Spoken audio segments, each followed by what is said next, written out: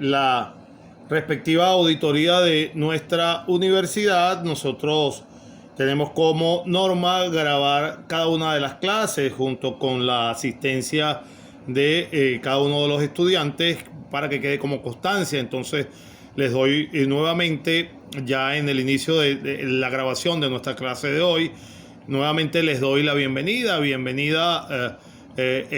a nuestra clase de hoy miércoles 5 de junio del año 2024 en la cátedra Derecho Romano 1, versión verano, presentes en este momento a las 5:09 Ariadna, Melanie, Jafret y Kairelis. Bienvenidos una vez más a nuestra clase del día de hoy. Vamos a comenzar y que posteriormente nuestros demás colegas, si tienen a bien unirse a nuestra clase, pues que lo hagan. Vamos a arrancar en la continuación. Sí. Dime, Jafre. Creo que no está grabando. Sí, estoy grabando, Jafre. Sí.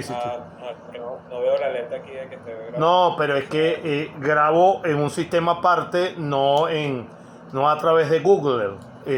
Grabo en un sistema aparte. De hecho, la grabación de nuestra clase anterior ya está en el portal, Jafre, para que tengan conocimiento. Tanto Kairelis, Ariadna y Jafre, nuestra grabación de la clase está ya subida en el portal. Pero yo no grabo directamente de la aplicación, sino grabo aparte la clase íntegra. No la grabo de el Google directamente. Pero si escuchan la grabación, lo más importante de todo es que se escucha perfectamente el audio. Como yo les refiero, a veces por el vaivén del internet, a veces logra en algún momento perdérseme la voz.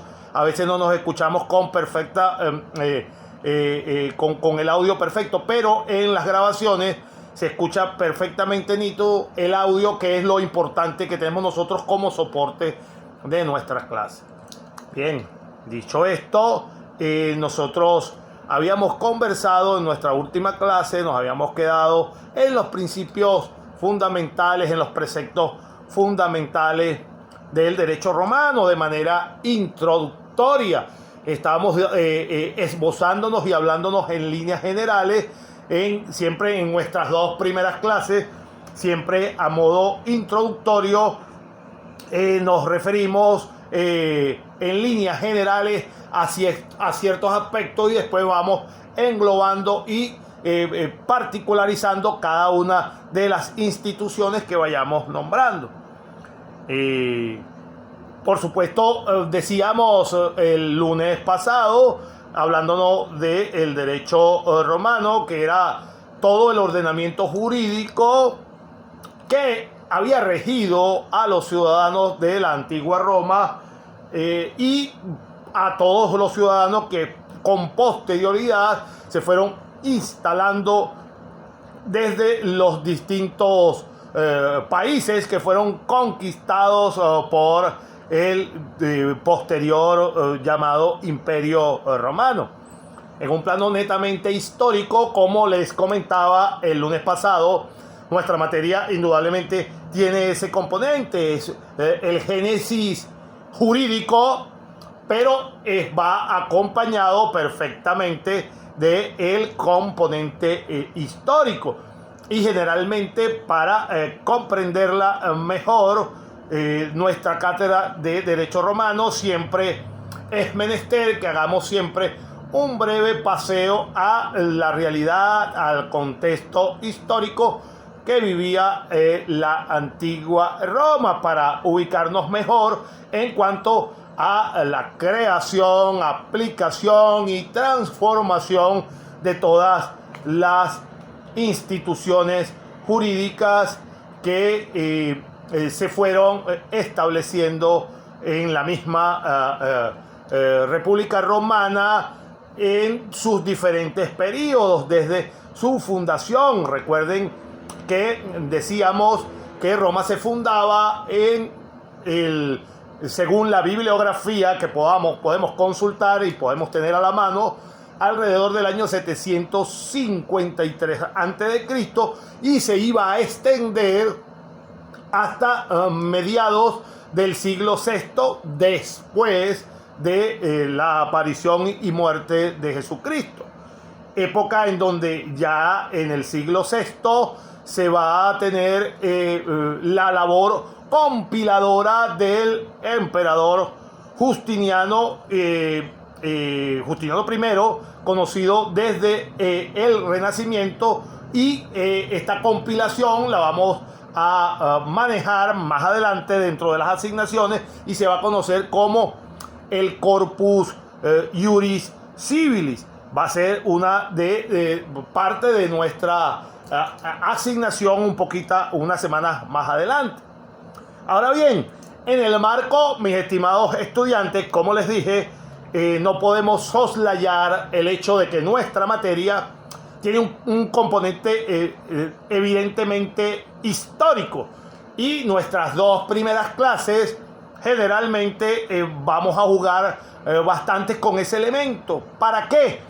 Porque es menester que para nosotros verdaderamente poder desarrollar, analizar y realmente comprender el alcance completo de la influencia a nivel, no solo a nivel jurídico, sino a nivel de absolutamente muchísimas variables de los aspectos de nuestra vida, a pesar de la gran cantidad de años, de siglos de diferencia, la verdadera influencia que ha tenido la civilización romana en nuestro quehacer diario.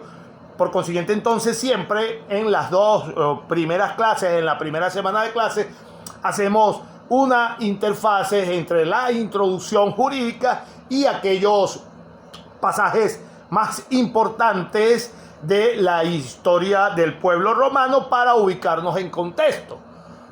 En ese sentido, según la leyenda que podemos conseguir en cualquier bibliografía, insisto, que podamos consultar, según la leyenda, la antigua Roma fue fundada, como ya les he dado la fecha, alrededor del 753 antes de Cristo. Hay algunos tratadistas que le colocan hasta la fecha, le colocan como fecha de surgimiento oficial de la ciudad como tal, el 21 de abril del 753 antes de Cristo.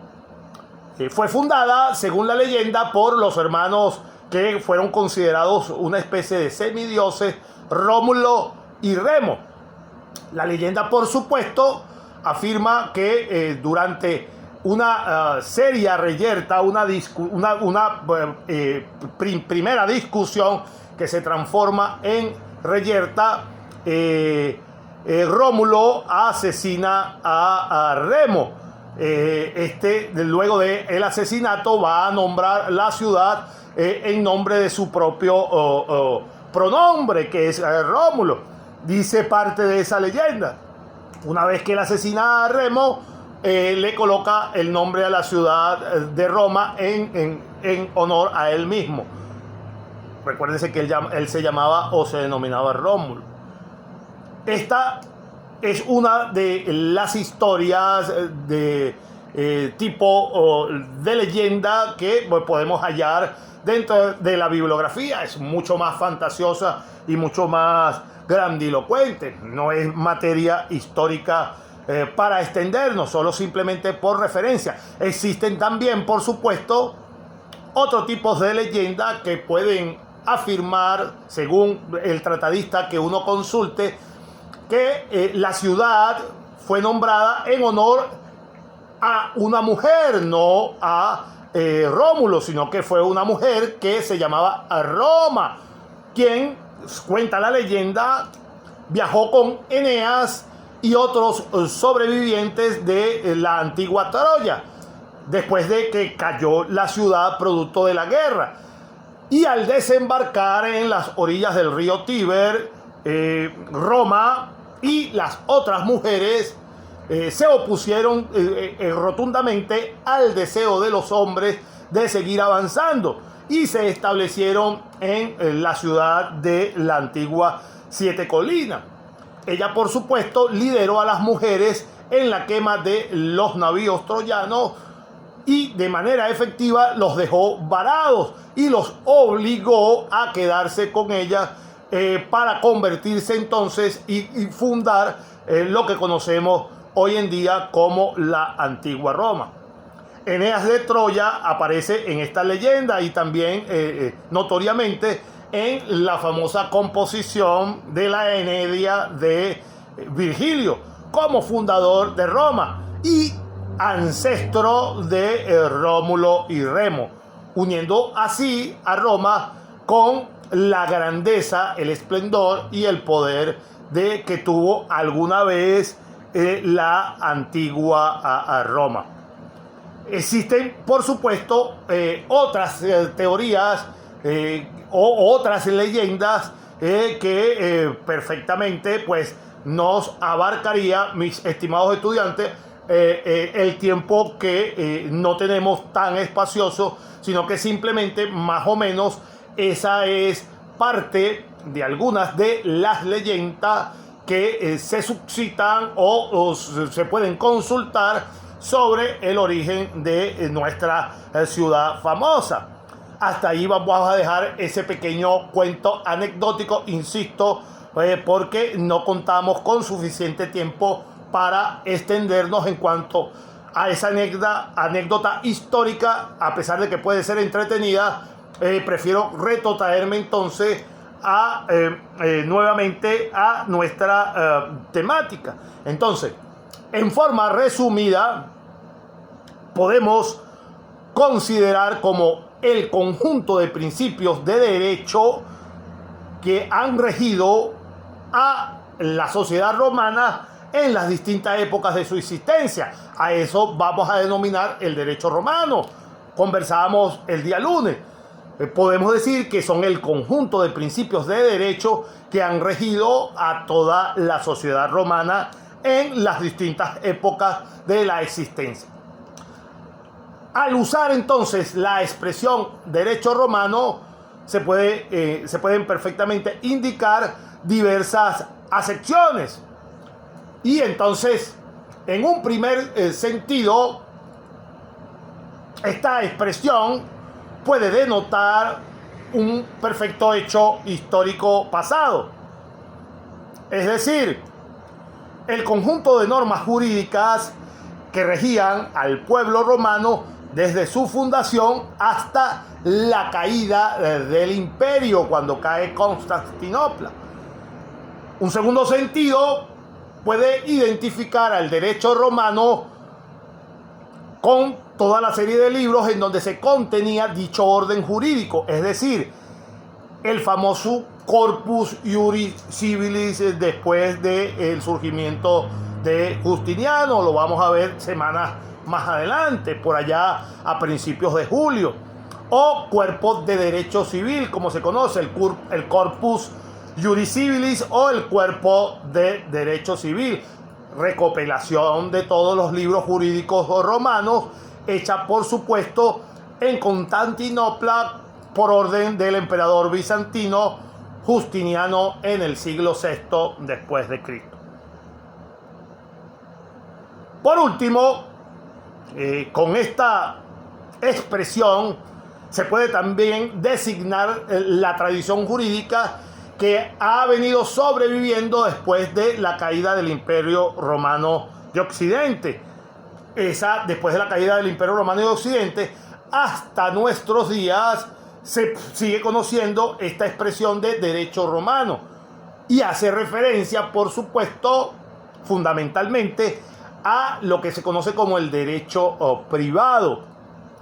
Lo cierto es que en otros aspectos, tales como el derecho penal, el derecho público, el derecho administrativo, cabe, por supuesto, dentro de toda la denominación, porque el derecho romano abarcaba absolutamente todas estas características.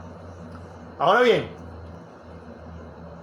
volviendo a retomar esa definición de cómo entendemos el derecho romano, desmenucemos sus características más esenciales, cómo se caracteriza el derecho romano para que lo entendamos ya mucho más a conciencia. Cairelis, ¿se me escucha hasta ahora todavía la disertación? Por favor. Pregunta, ¿se me escucha? Sí, lo escucho claramente. Gracias, Cairelis. Entonces, dentro de las características entonces del derecho romano, tenemos que decir como primera característica, y debemos internalizándola, es que el derecho romano era tradicionalísimo. El tradicionalismo jurídico romano consiste en esa conservación de todas sus instituciones jurídicas de generación en generación. Una vez surgía, nos vamos a dar cuenta cuando las desarrollemos, una vez surgía una institución jurídica, era muy rara vez que esa institución jurídica cayera en desuso, sino que provisto de esta característica de tradicionalidad o tradicionalismo, si se quiere decir de manera más consona, este tradicionalismo jurídico romano va a conllevar a la conservación de las instituciones jurídicas que van a ir pasando de generación en generación. El tradicionalismo jurídico romano, por supuesto, no impedía en ninguna medida que en el marco de su evolución y del paso del tiempo y las épocas, no impedía el desarrollo obvio, necesario de nuevas instituciones. Si una institución jurídica seguía vigente, no se oponía en ningún momento a la aparición de una nueva institución que tuviera su misma finalidad o que supliera algunas deficiencias que poseía esa institución.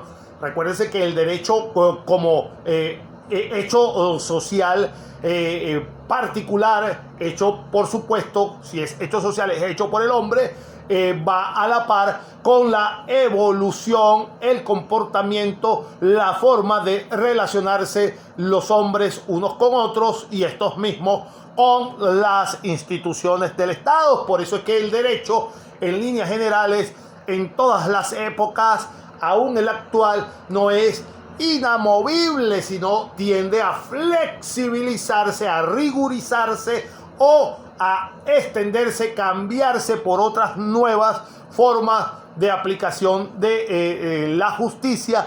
¿De acuerdo a qué? De acuerdo a los cambios sociales que vayan protagonizando los entes particulares de una sociedad.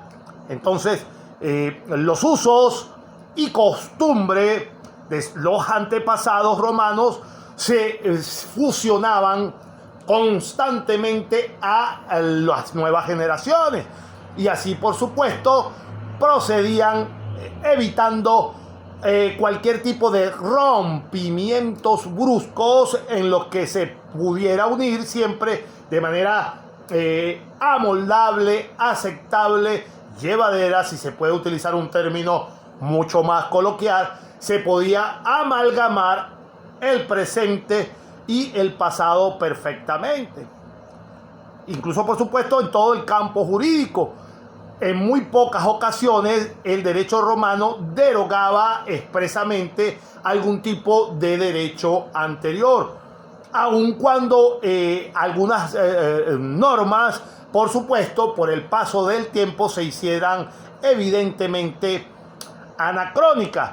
Preferían crear reglas nuevas al lado de las reglas iniciales. Es por eso que dentro de la primera característica que estamos analizando del derecho romano, vamos a evidenciar ese tradicionalismo. Entonces, de allí se referencia entonces esta tradición que explica pues, conscientemente la subsistencia del denominado derecho civil, el ius civile, junto con la posterior creación de lo que vamos a conocer como el derecho pretoriano. No eliminan el derecho civil, sino que ambos se aplican a un mismo tiempo.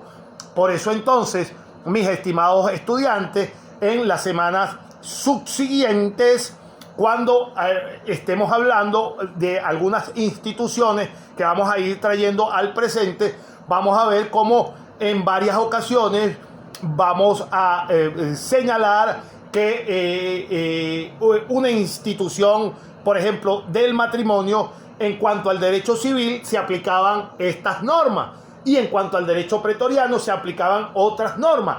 Y aún así, dentro de la misma institución, para que no se llamen a confusión, más adelante, insisto, vamos a observar perfectamente que aún vamos a ver a una misma institución su modo de aplicación dentro del derecho civil, dentro del derecho pretoriano y en el marco de la llegada de Justiniano. Es decir, vamos a evidenciar la aplicación de una misma institución jurídica vista con la rigurosidad y aplicación de las distintas de los distintos derechos aplicables, porque nosotros lo vemos de manera condensada. Ellos vivían en su época particular, nosotros lo estamos viendo de manera condensada en un solo momento.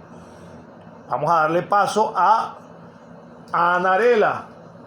Muy buenas tardes, Anarela. Bienvenida a nuestra clase de hoy. Buenas tardes, profe. Bienvenida. ¿Cómo está? Buenas tardes. Bienvenida. Chévere, profe, gracias. Aprovecho que llegó Anarela para tomar un poquito de agua. Bien. Continuamos. Entonces, les decía que la aplicación del derecho civil perfectamente, según la tradicionalidad del derecho romano, perfectamente podía seguir siendo aplicada junto al derecho pretoriano. Todo lo cual impidió que el derecho romano en todo momento perdiese su carácter nacional.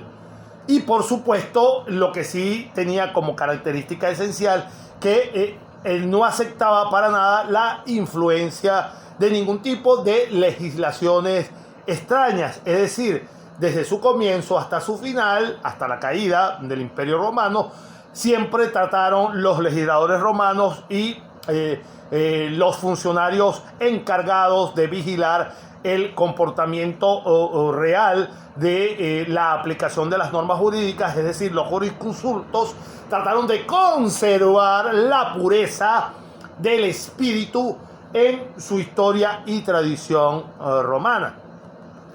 Eso como primera característica, el tradicionalismo. Como segunda característica, en líneas generales, para nosotros hilvanar y desmenuzar perfectamente y ubicarnos en el contexto del derecho romano, mis estimados estudiantes, tenemos como segunda característica esencial que debemos tomar en cuenta el formalismo. El formalismo jurídico romano consistía en imprimirle al derecho la suficiente rigidez, muchísima rigidez, tanto en su expresión como en su interpretación y por supuesto también en su ámbito de aplicación. De manera tal que los romanos mantenían y estimulaban el formalismo interno de la ley. La ley como modelo abstracto para una serie de casos concretos, dentro, por supuesto, de un marco predeterminado. Discúlpenme que se me enredó un poco la lengua. Entonces, ese formalismo externo del acto jurídico era siempre evidente o se evidencia, y lo vamos a evidenciar cuando desarrollemos las instituciones, en una solemnidad en cada uno de los actos. Y esta solemnidad era la que iba a representar la voluntad de las partes que celebraban cada uno de los actos. Entonces, los intérpretes deberían siempre ajustarse a las formas para poder darle obligatoriedad a cada uno de los actos que se llevaran a cabo en el marco del derecho romano. Y no, por supuesto, a la voluntad real de las partes. Entonces, las solemnidades, como acto evidentemente externo, era el respeto estricto de la voluntad del legislador romano. Otra característica perfectamente identificable para el derecho romano era su realismo. El escaso valor de las normas jurídicas sustantivas en forma de derecho escrito conllevó a la aplicación de las fuentes del derecho no escrito. Eso en un inicio. Recuérdense que les mencionaba esto el día lunes. La primera fuente del derecho romano, las costumbres, la jurisprudencia, las cuales tuvieron una importancia de mayor relevancia en la resolución de los problemas reales en la época romana. Entonces, si evaluamos el individualismo o la diferenciación de conceptos, podemos establecer que el derecho romano tiende a la diferencia de conceptos entre lo que es el campo jurídico, el de los usos sociales y el de la moral, tema tocado el lunes pasado. Entonces, poniendo de ejemplo, recuérdense la separación o la diferenciación, lo hablado en la clase pasada, entre el jus y entre el fas, entre el derecho público del derecho privado. Es decir, siempre los romanos mantuvieron a lo largo de la aplicación de la rigurosidad del derecho romano en la diferenciación evidente de cada uno de los conceptos. Es decir, jamás mezclaban un asunto con otro asunto, mantuvieron perfectamente la separación y la aplicación de la norma para cada caso en particular. Otra característica valorada y perfectamente visible en el derecho romano era la sencillez de los actos jurídicos. Lo van a evidenciar cuando abordemos cada una de las instituciones. La facilidad y la sencillez aumentada, por supuesto, por el causismo de los jurisconsultos, que en la medida que le iban acaeciendo cada una de las vicisitudes diariamente, fueron solucionando situaciones que ya perfectamente se les presentaban con cotidianidad en el pasado, fueron entonces dándole el mismo tratamiento a los mismos asuntos. Por eso que el derecho romano en un inicio es perfectamente consuetudinario. Entonces, de esta misma forma, fueron abriéndole el paso al primer concepto de analogía, en donde aplicaban a casos similares las mismas soluciones que habían aplicado en el pasado. Esa era la forma en que los romanos inicialmente comenzaron a resolver sus inconvenientes y fueron formalizando la forma estructurada para ir creando todo su basamento legal. Hablamos el lunes pasado de entonces de los preceptos del derecho romano. Tenemos identificados perfectamente sus características. Y entonces, al hablar nosotros de los preceptos, por supuesto, recuérdense que nombramos a esta figura esencial que siempre vamos a tratar a partir de hoy, y no solo en esta cátedra, sino en toda la cátedra jurídica, que no es más que Domicio Ulpiano, porque por supuesto sus preceptos son la base esencial de muchos de los puntos de partida en cuanto al hecho jurídico cierto. Recuérdense entonces que Ulpiano definió la justicia como la continua y perpetua voluntad de dar a cada quien lo que le corresponde. Esa fue la definición que le dio Ulpiano a la justicia. A partir de esta definición sencilla, todo el mundo jurídico se basa en la misma definición originaria. ¿Para qué? Para perseguir esa ansiada justicia. Por eso es que siempre nos referimos a los preceptos iniciales, a la génesis del derecho, y necesariamente nombramos a Ulpiano con su definición perfecta de la justicia. La justicia como la continua y perpetua voluntad de dar siempre a cada quien lo que le corresponde. Eso es lo que es la justicia. Y por supuesto, ese es el mayor legado que ha dado a toda la humanidad con este precepto. Los preceptos de Ulpiano, perfectamente formulados, los veíamos en la clase pasada, los recordamos nuevamente. El honeste vivere, que era vivir honestamente. Y vivir honestamente, por supuesto, tiene un contenido moral. Y ese contenido moral, por supuesto, no deja por ello de ser también un contenido jurídico.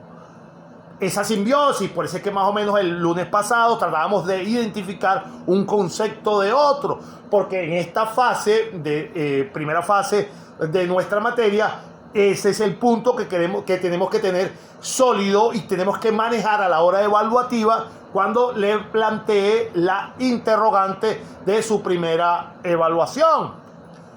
Que por cierto, hago un énfasis en cuanto a la evaluación, perdón, un paréntesis en cuanto a la evaluación, ya que se suma Anarela. Nos pregunta, me disgrego y aprovecho a ver si me escuchan. Anarela, ¿tuviste oportunidad de revisar la nota que les dejé en el grupo del WhatsApp de la asignación? Pregunta, Anarela.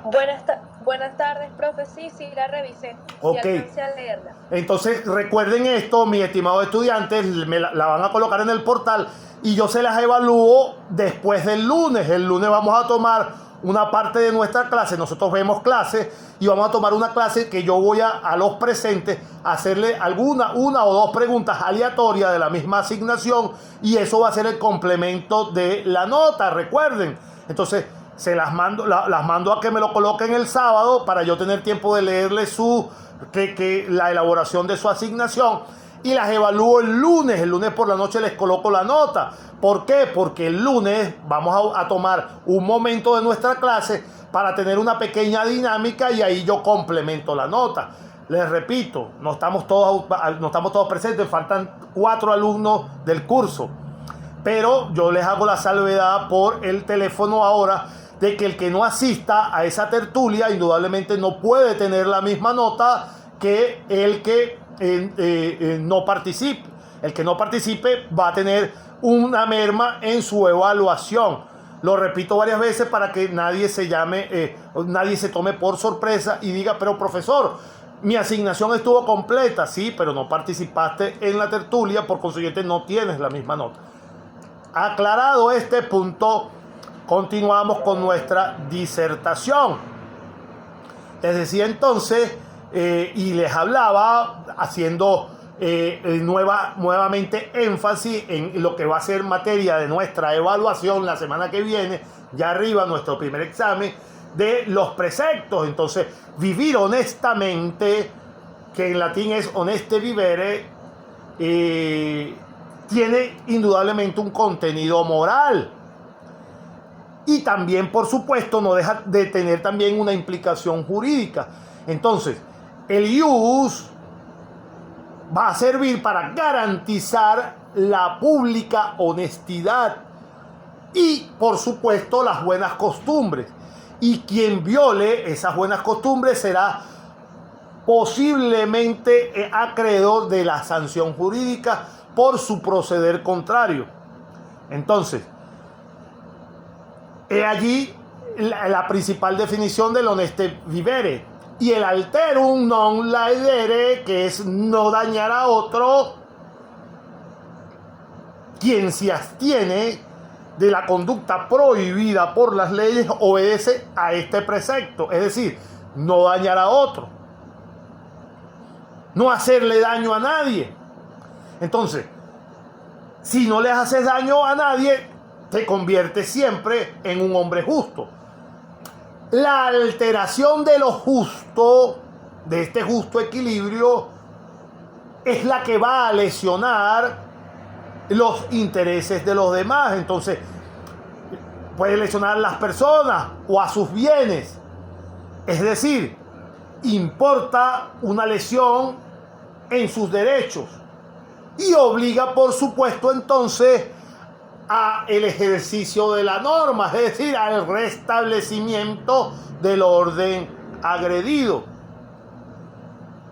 Y el sum quique triuere, que es el tercer precepto de Ulpiano, dar a cada quien o a cada uno lo suyo, se traduce en quien hace lo que las leyes mandan, quien cumple con dar a cada uno lo suyo, es decir, quien cumple los contratos, quien guarda los pactos, quien reconoce los derechos de los demás, está contribuyendo a este principio básico elemental del derecho, que es dar a cada quien lo suyo o dar a lo suyo a cada cual.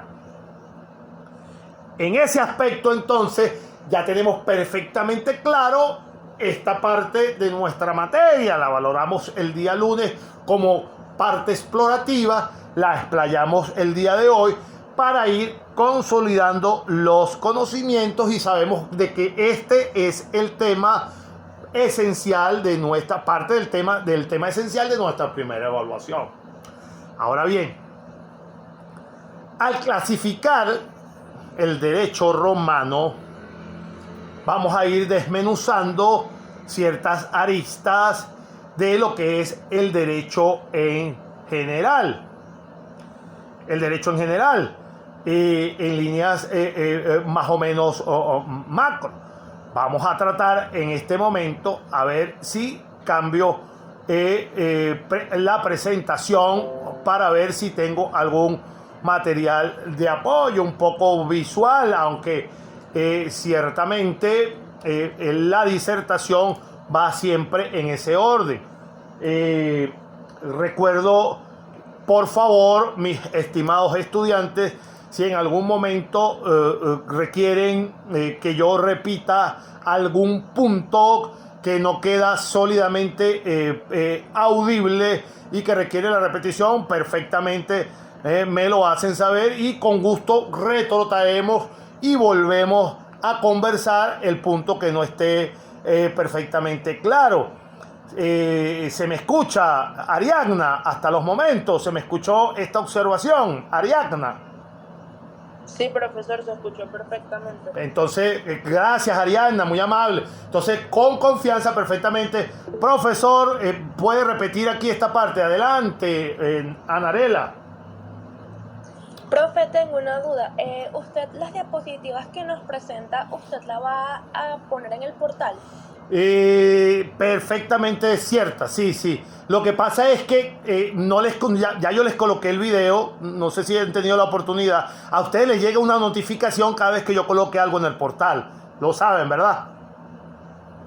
Ejemplo, no sé, a lo mejor no les explicaron esto, discúlpenme si yo no los hice. Cada vez que yo coloque algo en el portal, ya sea una asignación, la pregunta foro, un examen, un material de apoyo, que son las láminas, o el video, siempre les va a llegar una notificación a ustedes vía correo electrónico. Entonces, las láminas en sí, cuando yo completo el tema, se las subo antes, inclusive, siempre tengo esa norma, antes de una evaluación. De manera tal de que ustedes no solo consulten la bibliografía que ustedes quieran o tengan a bien consultar, pero que ustedes tengan la certeza de que pueden escuchar el video nuevamente, ver las láminas que yo coloqué, porque de eso es lo que yo hablo en clase, de lo que yo coloco en las láminas, y ustedes puedan consultar perfectamente, empatizar entre el audio y la lámina. Entonces, antes de los exámenes siempre se los voy a colocar 2 días antes, 3 días antes. Lo que pasa es que en este primer día no hemos dado la clase completa, o sea, no hemos concretado. Entre estos 2 días ya vamos más o menos a formalizar como que la primera clase ya formal, y entonces yo perfectamente todo el material, todo lo que yo hable en clase va a estar en el portal para ustedes lo puedan repasar. Es decir, que para mayor facilidad yo siempre les recomiendo de que escuchen la clase y vean el material que yo pongo, porque de eso es lo que yo trato en el examen. Entonces hay alumnos que a veces tienden, es mi experiencia, a más o menos enredarse inclusive en el propio examen, porque se van a otra fuente, se van al internet, y entonces más bien como que, ustedes me entienden, meten cosas que hasta yo no les estoy pidiendo, porque no se limitan, que no es necesario limitarse. Ojo, yo no estoy diciendo que solo tienen que acudir como fuente a lo que yo les doy, sino que necesariamente la orientación general del examen, de la evaluación, está plasmada en lo que yo doy en clase. Entonces la respuesta es sí, Anarela. Todo lo que yo coloco aquí se los condenso en el portal. Contestada la pregunta, Anarela. Chévere, profe, sí, perfecto. Sí, perfecto, profe. Por eso sin problema. Y si por casualidad, antes de continuar, si por casualidad, ejemplo, nosotros vemos la clase hoy y llegó el lunes, y yo hoy, por decirte algo, hoy es miércoles y llegó un lunes, y ustedes ven o notan que yo no he colocado las láminas de las clases que hemos visto, cosa que no me pasa, pero si me pasa, perfectamente puede decir, profe, mira, acuérdense de las láminas. Yo, oye, discúlpeme, porque puede ser que me pase. No me ha pasado nunca. Yo llevo la rutina y siempre las coloco. Pero si de repente ustedes observan que no lo hice, perfectamente me pueden decir, profesor, el material de apoyo, y porque eso los hago yo para ustedes. Me explico, eso los hago yo para ustedes, eso lo hago para soporte de ustedes, para que se vayan guiando de lo que nosotros vamos hablando en clase. A veces también me sirve para yo también ir guiándome, porque yo voy hablando y estoy viendo por lo menos la reseña de lo que veo, y así no pierdo el hilo de la conversación. Aprovecho entonces un sorbito de agua, porque la voz sí se me va. Y vamos a continuar entonces con nuestra clase del día de hoy. Le decía entonces que vamos a adentrarnos, ya que tenemos perfectamente definido el derecho romano, los principios generales del derecho, sus especificaciones. Vamos a adentrarnos a la clasificación del derecho romano como tal, y vamos a hablar en líneas generales de cómo se entiende el derecho.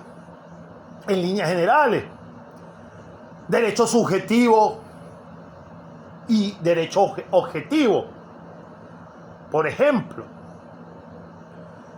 aquí nos vamos a ubicar en la definición elemental general que siempre utilizamos de Kant, el cual va a definir el derecho subjetivo como una atribución. Sí, el derecho subjetivo como una atribución, diciendo que